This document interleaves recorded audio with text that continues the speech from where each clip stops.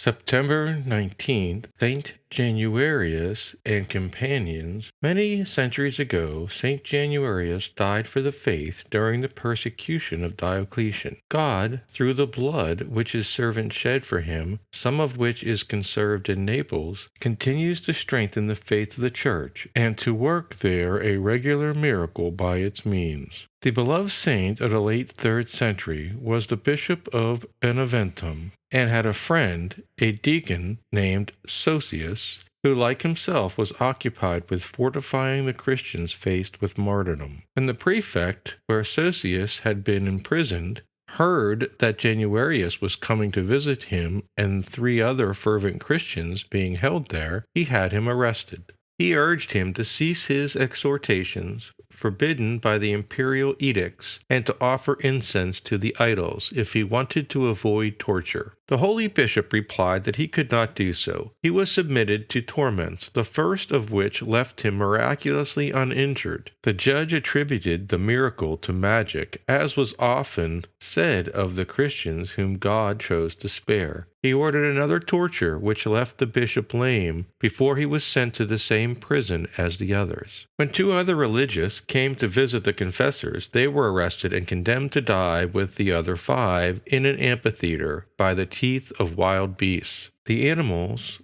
furious when released into the space where the 7 confessors stood, came and quietly lay down at their feet, renewing a miracle seen more than once in the history of the first centuries. By this prodigy and other miracles which preceded their execution, 5,000 persons were converted. The bishop and his companions were decapitated on September 19th in the year 305. A church was later built on a nearby mountain to honor the memory of Saint Januarius. Little did the heathen governor think, when he condemned them, that he would be the instrument in God's hand for ushering in a long succession of miracles which commemorate the faith and attest to the sanctity of Januarius. His relics repose in the Cathedral of Naples, and it is there that the liquefaction of his blood occurs. The blood is congealed in 2 glass vials, but when it is brought near the martyr's head, it melts and flows like the blood of a living man. This ordinarily occurs on his feast day celebrated on September 17th in Naples, and on anniversaries of miracles attributed to him, which have preserved the city from eruptions of Mount Vesuvius or the plague. Some facts around the relic of St. Januarius's blood. For over 300 years, the blood has remained sealed up in a glass vial, immovably set in a metal reliquary. This blood does not always occupy the same volume. Sometimes the black and hard mass is seen almost completely to fill the phial. At other times there is a vacant space above it. Concurrently with this variation in volume, there is a variation in weight, which of late years has been tested in an accurate chemical balance. Taking the extremes which have been recorded, this variation has amounted to as much as 27 grams.